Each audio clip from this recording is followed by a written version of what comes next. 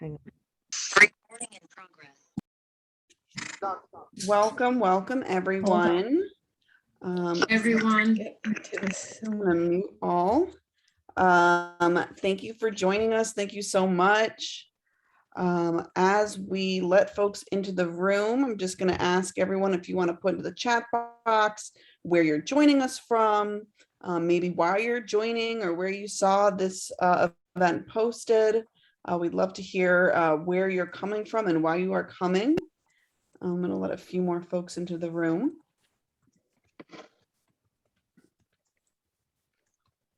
All right, and as we continue to let folks in, I'm just going to go over a few, kind of like administrative items.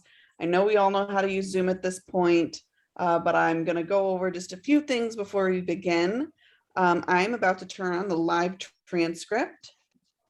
So that's going to pop up on your screen. If you would like to see it, you can click that CC for closed captioning. If that closed captioning is over someone's face or over presentation, you can click and drag and drop that to anywhere on the screen that you like. You can also use that caret to hide the subtitles and it will disappear. You can choose view full transcript and it will pop up on the right-hand side of your screen.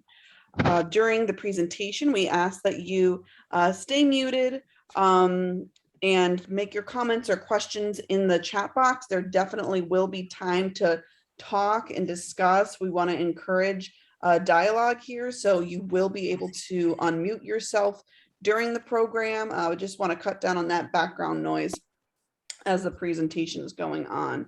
Of course, also feel free to use your reactions as well during the presentation. I also want to mention that this is not a CE program.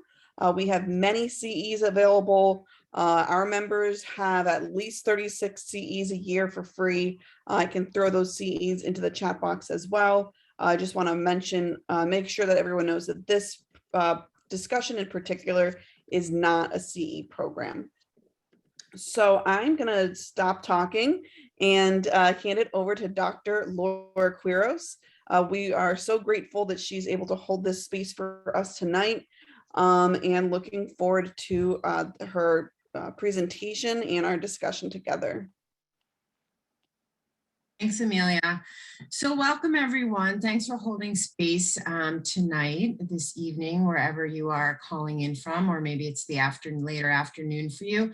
So my name is Dr. Laura Quiros. I am an associate faculty at Adelphi School of Social Work, where I've been for about 12 years now. I had a small role as an associate dean and then went back to faculty. And in addition to that, I have a consulting practice in trauma-informed diversity, equity, and inclusion. And what I mean by that is that I look at trauma through a socio-political lens. I was originally trained as a clinician dealing with interpersonal trauma, but found that the trauma world was very white and male and cisgendered and didn't really lean into the socio-political traumas of racism, classism, sexism, ableism, etc. And so I found a niche in there to really expand that world of trauma as a woman of color from a multiracial identity, which I'll talk about in a minute, and really look at how organizational culture leans into supporting and uplifting members of the community that are from marginalized identities. And so with that, I also have a lived experience as identifying as a Black Latina who is also Jewish. And so what we're going to do tonight is I'm going to start with a land acknowledgement, because I believe in really uplifting those Indigenous nations, which is why we're here today. And if you don't know where you're calling in from, it's always a good exercise for you or your students to really know the land in which you are talking from, calling from, teaching from, living from. And so I live on the land of the Lenape in Montclair, New Jersey, and that's where I am calling in from. So just to give you a little lay of the land, tonight is a chapter chat, right? It's not a training, it's not a workshop, it's a place for us to come together and dialogue about racism and anti-Semitism and the solidarity around that, as well as the alliances and the challenges that come up. up. This is a topic that has not been broached a lot in social work education, in social work spaces. It's really been sort of a silencing of it. And I'll go into that in a little. But what I want from you tonight, my hopes and expectations for you, is that after I sort of position myself and share who I am and why I am choosing to hold this space today, that you will also engage in this dialogue. And so with that, there are a couple of community agreements that I want us to really lean into.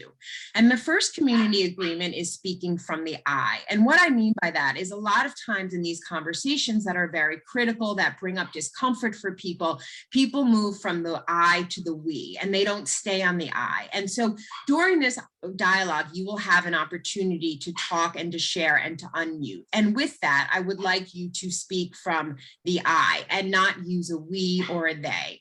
The other piece of this is that some of you are naturally more extroverted and more engaging than others people. Some of you have your cameras on. I would love to see more faces. Some of you have your cameras off. And so when you do talk and when you do unmute or show your camera, I would like for you also to be conscious of when you step in and when you step out, right? And so who is stepping in and making room for other people, and who is sort of sitting back and just waiting for things to happen. The other piece of this is that the work of social justice, and particularly in this conversation today, is a journey. There is no handout. There is no sort of ways in which we can all of a sudden become social justice advocates. It's a journey. And so in that journey, how are you leaning into your discomfort? How are you sitting on your learning edge? How are you moving in places of ways in which that you may feel uncomfortable, but you're still looking to engage in a way that's very sincere? And then finally, I want you to really listen. I think active listening is an underrated skill. And so how are you listening not only with your ears, right, but also with your heart and with your soul? And so these are the community agreements that I really want us to live into today and try to practice as we move through the next hour together. And so I'm going to start off by just sharing a little bit about myself and why I'm here today and what I want to bring to this dialogue. And so as I shared with you my identity, I identify as a Black Latina. My dad is Black and Latino. My mom, who passed away this summer, is white and Jewish. And so I grew up in a home that was filled with racism and anti-Semitism. I did not grow up in a home of solidarity, right, which is the space that I'm in today. And so I really struggled my whole life with trying to adopt an identity that was Black and Latina and also Jewish. And so with that, there was a dichotomy in my world. And so recently, my mom passed this summer, as I shared, and I have really focused on this question of what I have inherited and what am I going to do with that. And so some of the ways in which I really want us to lean into this, I really want you to think about that question for a minute. What have you inherited and how are you leaning into it? And so we work in a field of social work, right? A profession that is grounded in the mission of social justice. And so I have found that in my work, there is often this dichotomy and people are unable to really speak about how do you show up for racism and how do you show up for anti-Semitism. And so as a Jewish woman of color, right, I've really had to negotiate these very different spaces where I grew up with my grandparents, right, and I would visit them in Boca Raton and was told that I was too dark to swim in the pool.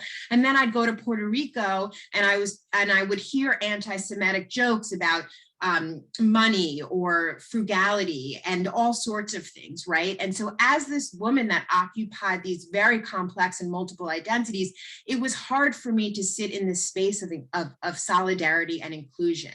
And so just to go back to my history, my great-grandfather was an organizer. He was big in the union movement. And so I was actually bat mitzvahed, but I was bat mitzvahed in a place called Workman's Circle, which is sort of a non-traditional space. And my Jewish roots really were grounded in social justice and education. I believe I have a purpose in this world. I value education. I believe in social justice. I live social justice. And that is found on both sides of my family, right? And so after my mom passed, and we've had some when she was alive, really hard conversations about being a woman of color, having a white mother, and struggling with this sort of negotiation of how my experience as a woman of color was very different from her experience as a white woman. And how could she sort of name the fact that I did experience racism and anti-Semitism, and she did experience anti-Semitism as well. But then also, how did she come to be an ally for me in those moments when I did experience racism, right? And so these conversations within the family, as most of you may know, are much harder than they are in sitting in a space of 100 or 200 or 40 people, right? And so after she passed, I was involved with this group called, it's an arts and cultural group called Reboot. And if you don't know them, you should look them up. And I did 6 sessions. I facilitated 6 sessions around anti-racism and anti-Semitism. And they were with about 15 mostly white identified Jewish people. And we talked every week for an hour and a half about how to step into the space of solidarity and what stops us from showing up for each other in these ways. And why are we sort of often leaning into what Audre Lorde calls a hierarchy of oppression, where we feel like if we stand up for one oppression, then somehow our oppression is minimized, right? And so these are cultures that have a shared history of trauma, intergenerational trauma. And so there are natural alliances in there. But what I am struggling with, and what I want to bring to this dialogue tonight, this chapter chat tonight, is what stops us from living in those spaces of solidarity? What stops us for showing up for each other in those ways? And so the last thing I'm going to share with you is this resource that I spent a lot of time reading. It's called Blacks and Jews, Alliances and Arguments. And there's a beautiful chapter in there by Bell Hooks, right? And what she says in this chapter, it's a book of essays, and she says that she has learned in her work with students in her work that we haven't learned to talk about the complexity of this language around these identities, right? And as a result, there is often a disconnect, and there is often almost in the spaces of debate instead of the spaces of dialogue. And so what I want to sort of start us off with is, you know, if you want to start by just introducing yourself and why you're here, and really talking about, you know, why did you show up today? What do you hope to get out of this? And as I was talking to Amelia before I started talking to you, is that, again, this is a dialogue. And maybe an action step from this dialogue is that we could lean into the space of a workshop or a training to really talk about this. But right now, it's really sort of a foundational setting the stage for us to come together and dialogue about what has stopped us from coming to these spaces of solidarity from these two communities, from these two identities, from these two ways of being. And so I'm going to stop talking for a little, and I'd love to open it up just to hear who you are, why you came, and what you want to contribute to this conversation tonight. Who can start us off? Robert, please go ahead. Okay, good afternoon, good evening over on the East Coast. I'm out here in LA. Don't be fooled by the Yankee Stadium thing. That's my favorite team. And even though the season's over, been long over, I love the Yankees. Anyway, I am a social work guy here. I work for a nonprofit, and my sole purpose in life is to advocate and assist veterans in getting their benefits. They're long due for their service to the country. And to your point, is the purpose why I'm here is that I think that I have some insight into why it is that this is a generalization that, and rightfully so, the focus on the plight of the Jewish population, people of the Jewish faith, get a lot of attention. And when somebody makes a contrary statement against that population, it's like the entire world comes down on people's heads. And no matter how reactionary that particular individual is, you see them backpedaling faster than Darryl Green in the 1980s, who was a defensive back for the Washington Redskins at that particular point in time. Contrast that with the plight of African-American people from 1619 until the current time, we're always told that that happened in the past, you need to get over it, be accused of being reverse racist by everybody, even by some members of the Jewish population at times. So that's one reason I think that we cannot, we have a barrier to getting over situations because all of our life stories are minimized. To give you a perfect example, now everybody on this planet knows about the Holocaust, where Adolf Hitler attempted to exterminate the Jewish population by killing at least 6 million Jews and millions of other people. Contrast that with King Leopold of Belgium, who murdered 14 million Africans. I didn't know a thing about it until about 10 years ago, by King Leopold and the atrocities he actually did to the African people. Now it's in the 20th century as well. So that's some of my insight as to why we have a difficulty meeting up and combining with other populations, because we're not taken seriously, and everything that's happened to the African population and descendants of Africans have been minimized.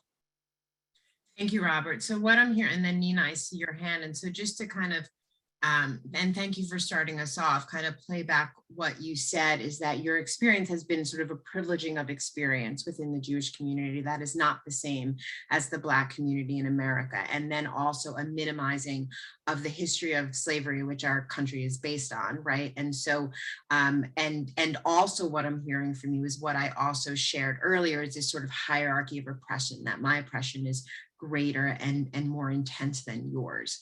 And so if that's, am I pulling out the themes correctly in that for you? Thank you for that. Nina, your hand is raised. So my name is Nina Siegel. I live in Raleigh, North Carolina. I'm a licensed clinical social worker. I've been in a private practice for a long time, trying to unraise my hand. Okay. I just found out about this a few hours ago. I was checking my email and saw that this was happening, and so I jumped on. But one of the reasons I did is because I've been spending the past year studying Black history. I'm a Jewish woman, raised Jewish from two Jewish white parents. But I've been spending the last year in my temple in a racial justice committee, learning and deconstructing my own stereotypes and prejudices, and having pretty emotional moments about what I was taught as a child growing up and how I have perpetuated systemic racism as a white person. And just participated in a long timeline project, learning more and more about the African-American history and Black history and slavery. And it's extremely moving and overwhelming. And also being a Jewish person, trying to figure out how to be inclusive of people of color in my congregation and how to talk with people of color. And one of the reasons I'm here is, and one of the answers to your questions about why do I not show up, is because I'm afraid of making a mistake. I'm afraid of saying the wrong thing and hurting someone's feelings. And I realize now that that is also part of white fragility, that I have to just try it and be there and show up. And if I make a mistake, it's no big deal. Somebody will tell me and I will learn from it and move on. But all of that's kind of new information for me. So I want to put myself in spaces where I can talk with other social workers, with other Jews, with people of color, and learn more and learn how to be there. Thank you, Nina, for all of that and for the work that you're doing. Thank you for your vulnerability. Alexi? Oh, you're on mute. Yeah, give me a second, sorry. That's okay. Two girls running around. My name is Alexi. I'm a social worker in New York City.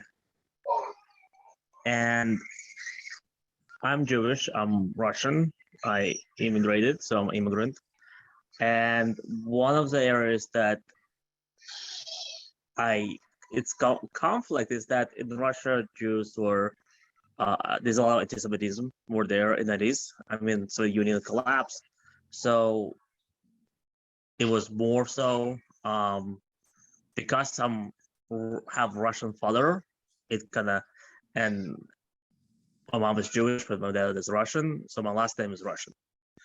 It kind of I would say camouflage me in a way, kind of protect this town from some of the anti-Semitism, even though I did notice that. If I had my mom's last name, I probably would have experienced more. Hold on. What? Sorry.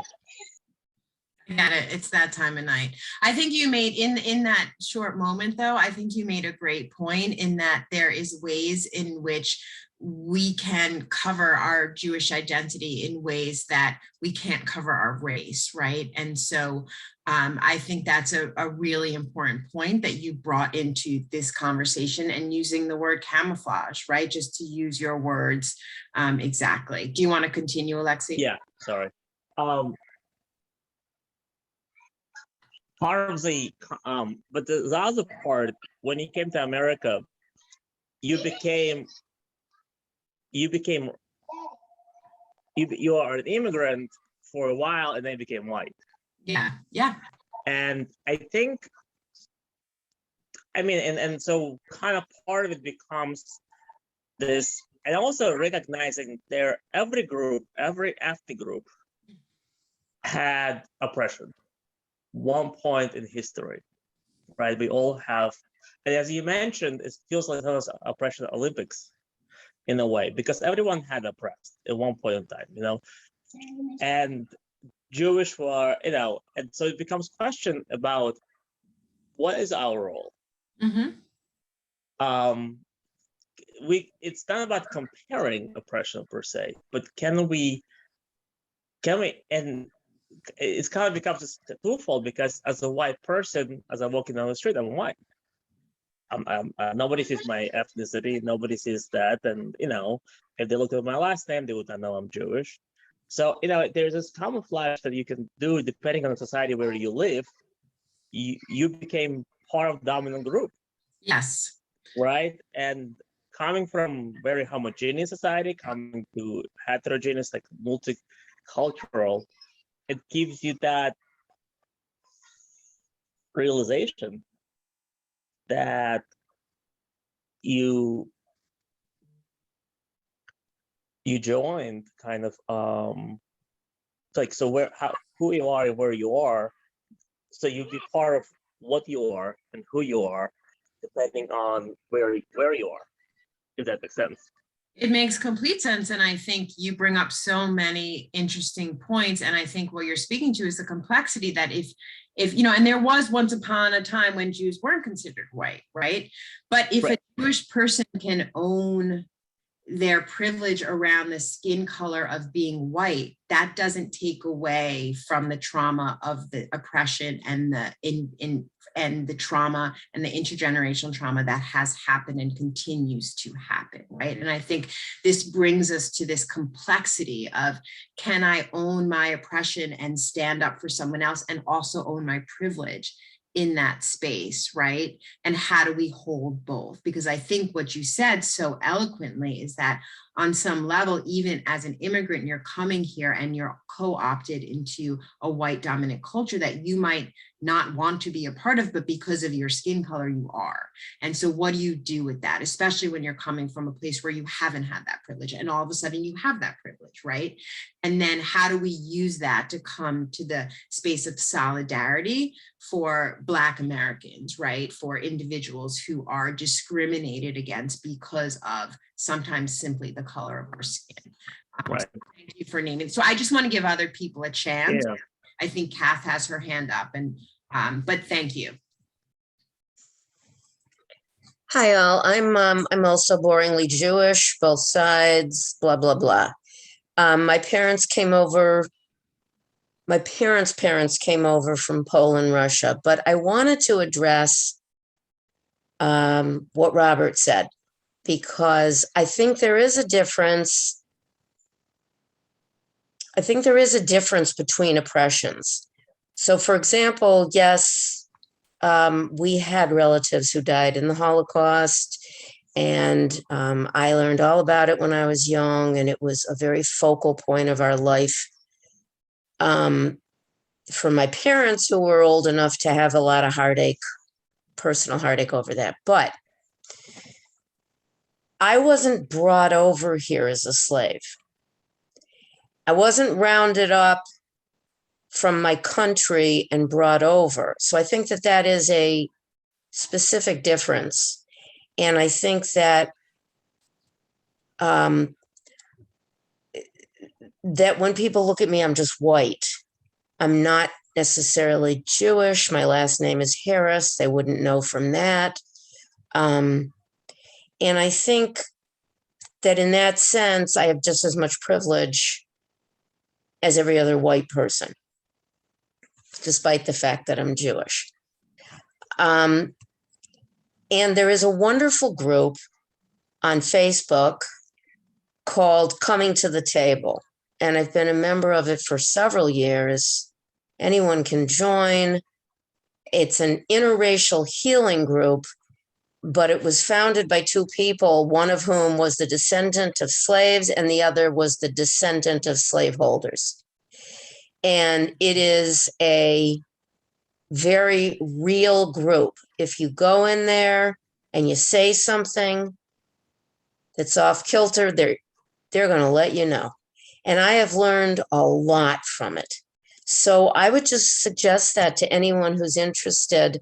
I'm trying to start a chapter here in my town, but we don't have one now. And delightfully, I can go to Atlanta and I can go to the Triangle because it's all on Zoom right now.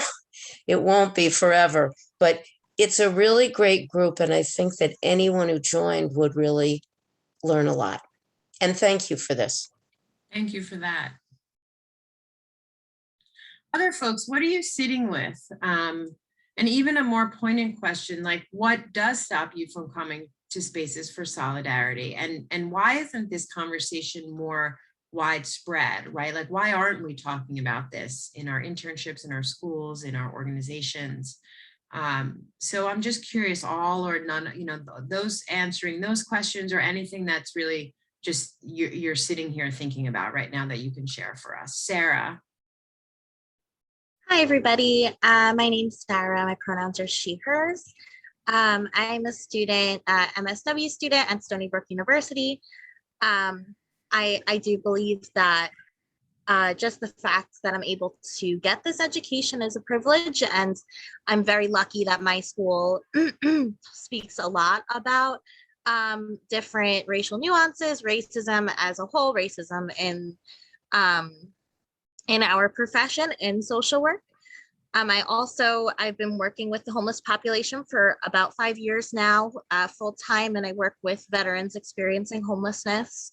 And I love what I do. I'm very politically active in my town, and I love my town. And so I'm really struggling in sitting with just like my community as a whole, who is not exposed to the education that I am, that is largely exposed to misinformation. And it's just very heartbreaking. And I know that I have a lot to learn, and I know that I'm still on my journey of exposing myself to these hard and tough conversations and being very self-reflective. But I'm just really struggling with sitting with a community that is predominantly white, and is so against even just being open-minded to something as clear and blatant to me as systematic racism. So just things like that is why I'm seeking out spaces like this. And I really appreciate this space. So thank you for having me. Thanks, Sarah. And I think, at some point, having you hold those conversations and dialogues, right? Like, I think sometimes as a student, you have a privilege to what I call honor curiosity and just ask questions to people, right? In ways that would seek them to unpack what they're thinking. And so I think that, connecting to other groups that are doing work in terms of critical dialogues and then being able to hold that space to open up that sort of door for your community that might be so closed. So thank you for being here tonight and for sharing that with us. Sherry? Good evening, everyone. I'm here for an interesting reason. So when I was actually in grad school in my racism and diversity class, a discussion about topics came up, and someone had asked if we were going to ever move past just the Black and white issues, because there are lots of issues of inequality across different races and different groups. And it snowballed into a discussion about the Holocaust and slavery being worse than the Holocaust. And it was such a horrible experience. And that has sat with me since that moment. And it was horrifying because I could not believe that people were actually saying, comparing one is worse than the other. They're both horribly tragic for their own very specific reasons. And then a couple years ago, I'm originally from Pittsburgh, but living in Baltimore now. And one of my beloved Steelers, Zach Banner, was one of the first ones to come out when Deshaun Jackson reportedly shared some anti-Semitic comments. And he made a very beautiful comment, which has really stuck with me, that you can't raise your community up by stepping on others. And he has since brought together groups of people to discuss how important it is for Jews and people of color to band together, because while the histories are different, the struggles can be very similar, and it is much better to find allies than to put others down. And so any opportunity I can to participate in these discussions, I try to join in because I think they're important. I think the allyship is incredibly important, and there's a lot to be shared. And the stronger, if all these voices came together, we'd be such a stronger force. So that is why I'm here, and I'm thankful that you've put this together. Thanks, Sherry. I just want to name that experience. I've had some, and I'm sure other people can hear too, those poorly sort of facilitated and held dialogues that leave you more bruised than healed. And so those stay with you. So thank you for sort of entering the space again as a way of healing from that also. I just, as you were talking, and there's only how many of us? There's 38 of us here. I know a lot more people register, but I think to even my university, right? We have an Office of Diversity, Equity, Inclusion. Anti-Semitism never comes up in any of the trainings, in any of the dialogues, in any of the newsletters. And there's almost a fear to step in and talk about it, right? And so how do we, one of the questions I'm sitting with is that as a person from a multiracial, right, and multicultural background, is it up to us to bring these conversations together? What's the fear about saying, you know what, I'm holding space for anti-Semitism and anti-racism, come to the table, let's talk about it. But it's still sort of a topic that people are tiptoeing on, right? And then also people are staying silent, I think, as Nina shared, because you're scared of saying the wrong things, or you're scared of their emotional intensity. But as social workers, we ask our clients to engage in the hardest part of the work, which is moving past obstacles. So if we can't do this, then how are we teaching our clients to do that? It's like a hypocrisy, right? And so I personally would love to see more dialogues around these issues that are very critical and also are like walking on eggshells, because we need to be in a space where we can have this, or we won't be able to do that work with our clients. And I really believe this as somebody that's driven and lives a purpose of social justice, right? I have to be able to create these spaces for people to do that and then hold the space to talk about those conversations that we might not find a shared language, but at least we can come to the table and have that dialogue. Robert, I see your hand. I'll try to be as brief as possible because sometimes I talk a little too much. In regards to adding on to what you were saying about the anti-Semitism piece, it's been my experience, life experience, that whenever somebody makes something, makes a really, I want to say thinking errors, but that'd be politically correct. I'd say dumb statements. Like, for example, Marjorie Taylor Greene. Anybody does not know who she is? Her saying that Jewish space lasers caused the fires in California. That was absolutely the dumbest thing I've ever heard somebody say. And then what they made her apologize for is that she was comparing getting the vaccine, whatever the J&J or Moderna or Pfizer, to Jews getting the star on their chests prior, so they get separated from everybody else. What I'm saying though is this: the schools, the education system in the United States have been trying to make the U.S. history not so sanitized and not so one-sided. So they start bringing in the things about the contributions of African Americans, for example. They brought up the 1619 Project, and then it was turned into critical race theory. And I know it's a lie because my daughter was first born, I was injured and couldn't work. So therefore I went back to school, and I was able to take my daughter to school and be an active parent. And all through her 12 years of education, not once did they teach critical race theory. But yet, politicians, mostly on the right, is bringing that up as a wedge issue. And that was front and center in Virginia yesterday. And one of the reasons why Terry McAuliffe lost to Mr. Youngkin, because people have politicized history, and he wanted to keep things as is. Like, for example, when Sally Hemings' Thomas Jefferson movie came out, they made it look like a love story. And anybody knows anything about history, Sally Hemings had no choice but to submit to Thomas Jefferson, bear his children, bear his raping, and so on and so forth. But that's the way the dominant society wants certain things to be portrayed. Like I was saying before, there's a lot of things I had no idea. I had no idea about the Rosewood Massacre until the movie Rosewood came out in 2003, I think it was. I had no idea about Black Wall Street and how an American city was bombed off the map pretty much until maybe about 5 years ago. Mm-hmm. There's a lot of things that we learned about, we were supposed to learn about, we did not, because they wanted to sanitize American history. I read this and then I get off.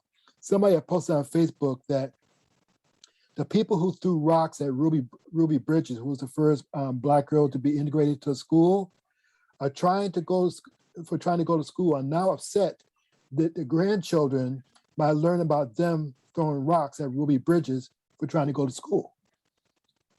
I think it's important to have a balanced history. Yeah, the good, absolutely. the bad, and the ugly. Mm-hmm. Mm-hmm. Yeah. Thank you, Robert. What about Nancy? Go ahead. Clearly, I'm a little hesitant. My name is Nancy Klein. Well, I always say a generic Jewish name. Can't get away from it. The reason, well, my background is I grew up in White Plains, New York in the 50s, and White Plains was one of 10 cities in the country where they started busing in children of color. And so my experience in education was growing up with kids who were not white and Jewish, as well as all different backgrounds. And so I have friends from then. And I have always, I have had very few, very minor anti-Semitic experiences. And of course, living in New York and living where I live, I am surrounded by people who are very much like me. But the reason why I'm here, why I joined this today, is because I am so distressed about what's going on in this country and my feelings of helplessness and of not knowing what I can do, how I can do it, where I can do it, and can I ever get away from, I'm in private practice, from my practice to do it, but I would. And as to your question as to why did you have to initiate this conversation, it's because I don't know how. So I thank you. Thank you, Nancy. And yeah, I mean, I sense your hesitancy in speaking up, which is probably why I called on you. But I you know, clinician knows clinician. So I also feel like, how do we teach each other how to have these skills, right? How do we teach each other? I talk about the use of self. Like if those of you who have been to my talks before, I always start with who I am and where I come from and why I'm doing this, right? I start from the place of the I start from the place of the heart. And I really feel like if we start that way, then not much can go wrong. I think, you know, I'm keep on going back to in my mind what Nina said, just in terms of like not stepping in because of fear of saying the wrong thing, but how sometimes that keeps us stifled in places and it keeps the work stifled, because if we can't step in and be uncomfortable, then nothing's going to move forward. And so then my next piece of that is, how do we practice being uncomfortable, right? I think we have to massage that muscle of discomfort. And so what are the ways that we practice doing that? You know, go ahead, Nancy. I took a continuing ed, I think through the Westchester chapter of NASW, I think is who sponsored it. And it was about basically what I took from it, which I found very disturbing, was how we hear things and misinterpret things, and how people of color, when they're complimented by a white person, hear it as a criticism. And I was very disturbed by that, because in my mind, if I'm complimenting somebody, it has nothing to do with their color. But it did cause me, I mean, I haven't had any opportunity to be in that situation since, but it does handcuff you and not enable you to be genuine. I just wanted to share that. Yeah, thank you. And I think what that reminds me of is the intention and mindfulness around being, right? So if I, and a lot of it is about what, so if I hear, you know, somebody says to me, Laura, you're so articulate, my first thought is, why wouldn't I be, right? Yeah. I have an assumption that you think I'm not. But if your intention is like, oh, you really are articulate, and it's not because you see me and you're like, oh, she's a woman of color, she's articulate, right?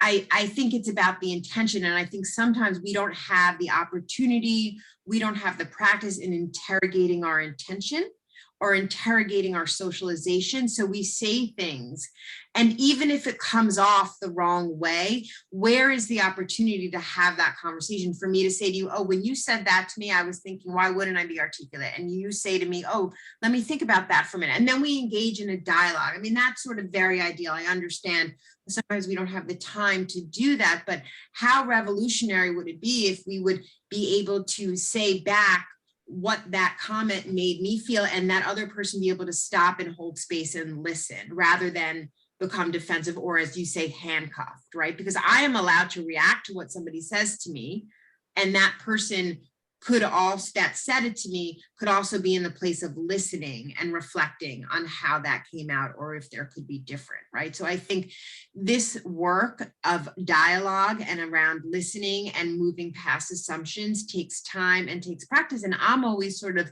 flawed by the fact that it's not inherent in social work curriculum, because it's not, right? We learn interventions, we learn theories, we learn ways of being, but we don't learn how to connect on a human, sincere level. We don't know what I call empathic accountability, which to me means the most important people in my life hold me accountable. If you hold me accountable, it means you care about me, you want me to do better. It's not because you're shaming me. But we live in a culture where accountability is not considered a positive thing. If we were to think about accountability as care, compassion, love, we would be able to say, hey, you know, Robert, nah, that didn't land right. And Robert said, you know what, let me think about that again. Tell me more about that. Instead of saying, oh no, I can't believe I messed up, right? So, you know, and this is a question that I just want to put in the chat for you to maybe answer now, but even on your own time, because I also think that part of this work is sitting in those spaces of accountability where you can really think about how you show up. Like, what makes us complicit? What makes us complicit to racism? What makes us complicit to anti-Semitism? What makes us complicit to oppression? Like, why are we complicit? Why have we got used to seeing injustices? And what stops us when we are in a career that is grounded in social justice mission from coming forward in those spaces of solidarity? Right, absolutely, fear. And then are we going to stay in that fear, right? Or are we going to do what we tell our clients to do and interrogate that fear and find tools to move past that fear? Jane, thank you for raising your hand. Please step in. Trying to get my video to go. There we go. I don't like not being seen while I'm speaking. But I want to first thank you, Laura, and I want to thank everyone for the courage to speak up, because that's really beautiful. I come from a place of, like you say, compassion, but it's more than that. It's being curious. It's constantly wanting to understand, where is this coming from? And I think the way I've coped with what's happening in our world, which is quite disturbing, is, boy, these are trauma survivors. And something happened to them to need to hate so much. And so I can come from a place of not just compassion and, like you said, empathy, but really these are people that need help. And as a social worker, I want to be really cognizant of that and not get angry at people for playing out what they grew up experiencing and learning. And so I think as a trauma therapist for 30 years now, and someone that studies somatic practices, it's helped me immensely realize that every client I see is a ripple to change. So when I feel helpless, I'll speak for me, I feel like I'm making changes in the world, one person at a time, because it opens dialogues. Because that's what I think is so critical as a therapist and as a social worker, as an advocate and a role model, is to not get defensive. I mean, I feel real sadness for the people that are so hateful. You know, it's like, wow, that you need to be in a cult. That you know. So I'll say that. One other thing I wanted to say, and what was that? Oh gosh, not only is there a lack of education or the changing of how education is being portrayed or done in the schools, there's no education whatsoever about indigenous people and LGBTQ people. So this is really a broad spectrum of the diversity our country is that's left out completely. I read literature that was written by lesbian gay people and never knew that. You know, it's like, huh? That you left out Oscar Wilde, you know? I mean, so I think we have a long way to go, but it's my favorite song by Malvina Reynolds is Inch by Inch, Row by Row, I'm going to let my garden grow. And I think we just have to come to this from the sense of peace and love and caring and compassion and wisdom to be able to step back and just be curious and not attack. I mean, that doesn't get us anywhere. So I'm going to shut up now, and I want to thank you It's really a joy to be here, and I do have to depart early. But thank you so much.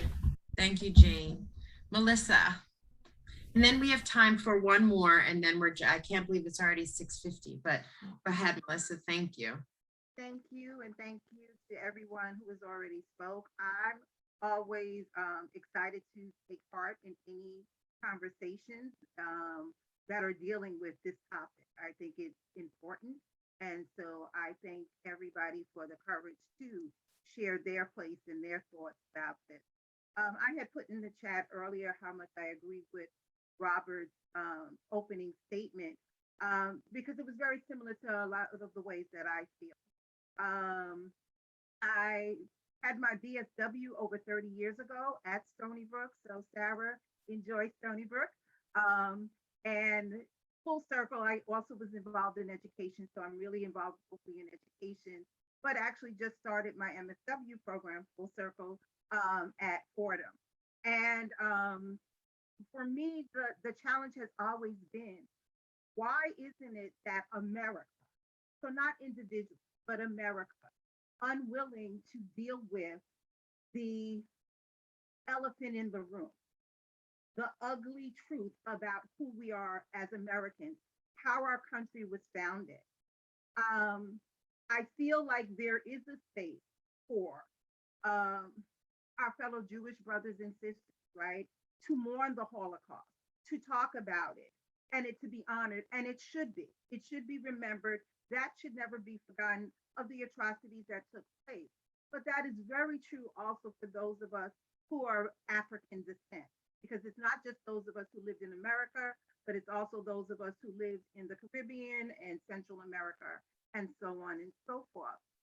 It's also true, if we want to go even further, to the Japanese internment. America never wants to deal with the atrocities that have been brought on to a number of different, but of course, most definitely because of the color of our skin, that of the plight of those of us who were brought as slaves. And although we know not everyone was a slave, but those of us who as a group were brought in as slaves were legalized and told that we were not people. Everybody else was considered a person. Those of African descent were told we were not people. So if you don't value us even as people right there, it changes the dynamic as we continue to move forward of why you have this constant conflict. So for me, I enjoy these conversations where anybody on an individual basis as a group wants to talk about it because we're recognizing that there's an issue and there's a challenge. But to me, collectively, until America is really willing to deal with their ugly truth and all of their ugly truth, we really can't find healing. The healing will only take place individually or in these groups. And I'm not saying we should stop it. I'm just saying it requires America to do it. And America still, as of today, you know, based upon the elections, things that are happening, we're still not willing to do that. So that's unfortunate. So I thank you for bringing this conversation. And once again, thank you to everybody. It's been really informative, and I look forward to another conversation. Thank you. Thank you, Melissa. Alexi, I'm gonna give you a chance to just speak, and then I'm gonna just close us out. So go ahead. So I just want to thank you for what you just brought up. It's just that pretty much about the human aspect of things, why we can just talk and open dialogue. And I feel labels made certain things also, we put ourselves in the different brackets.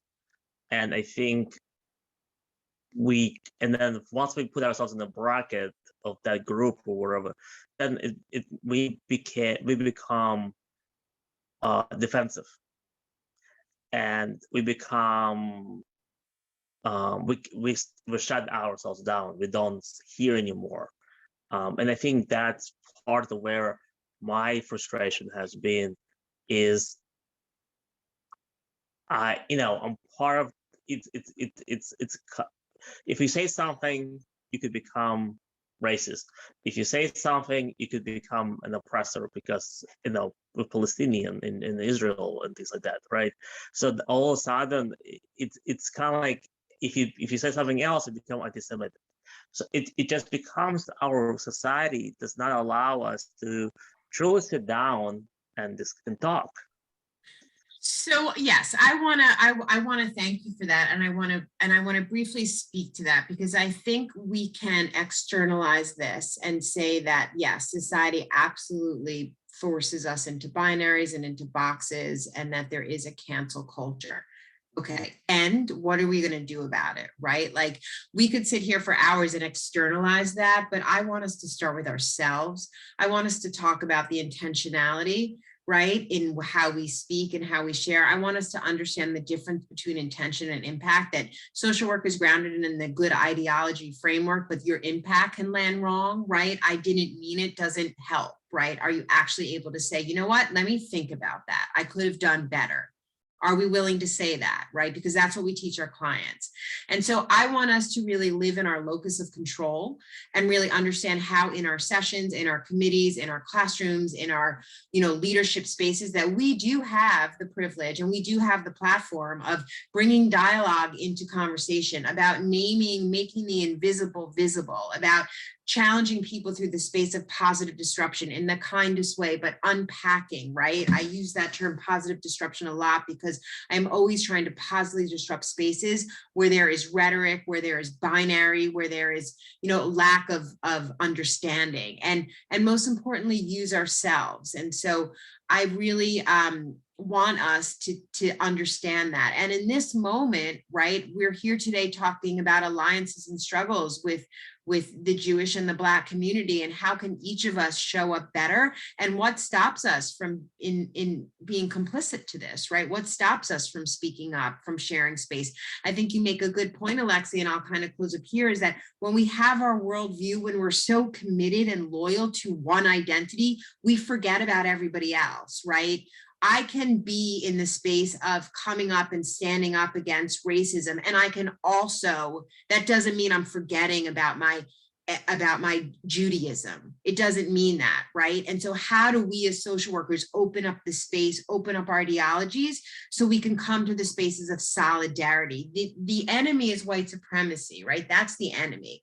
And we all have been impacted in that in some way. And so how are we doing that? Moving past our own sort of fears and tight hold on who we are and our loyalty to open up the space for other people to dialogue and share space instead of blaming, right? And so I all think that we have the power to do that. I just think we need the courage, and we need the support, and we need the community, because community builds resilience. Research shows that, right? How are you building the community to increase your resiliency to have these conversations and be in these conversations? And so I just want to end by thanking everybody for sharing space. I feel like we just touched the surface, and hopefully we can do this again, because I know there were some people that were here listening, and that's fine.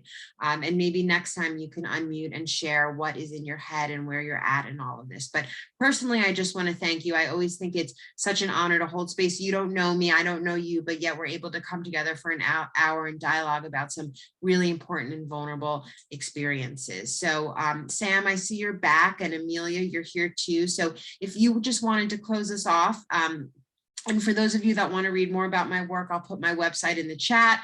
And I look forward to seeing you again, and just thank you for all of the work you're doing. Awesome. Thank you so much, Dr. Quiros. Thank you everyone for joining us. I think that this conversation is very important. I definitely think that it's a continued needed space.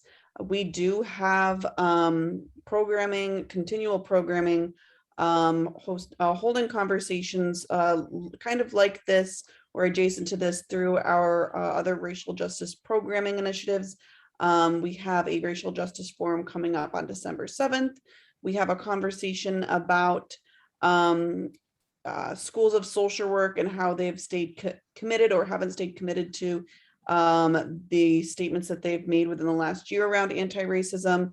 We also have multiple CEs coming up on our schedule on the topics of race, diversity, oppression, and privilege. So please know that we will look to see if we can take some more of Dr. Quiros' time or do a CE with Dr. Quiros on this topic, but we also have other programming going on coming up soon. And I actually believe you have correct me if I'm wrong, a program coming up, Dr. Quiros, on positive disruption.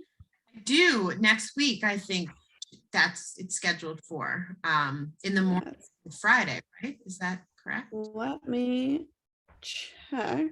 On November 12th, Dr. Quiros has a positive disruption and storytelling as an active social justice program. I'll throw that into the chat real quick. If you'd like to continue this conversation as well. Jane asked if you can get CEs, even if you're from Ohio. So it would really depend on your licensing board. So it would depend on whether Ohio accepts CEs from providers out of state. NASW can't go from New York State, can't go and make that decision. It would depend on your licensing board. I also wanted to mention that we have a program coming up on the 9th, another chapter chat that's going to be presented by the American Jewish Committee representatives from Westchester and Long Island on the American Jewish Committee Anti-Semitism report that just came out in the fall. That's taking place on the 9th at 5 p.m. I'm going to throw that registration into the chat as well. And the Jewish Social Workers Special Interest Group, which was just formed, is now meeting on a monthly basis.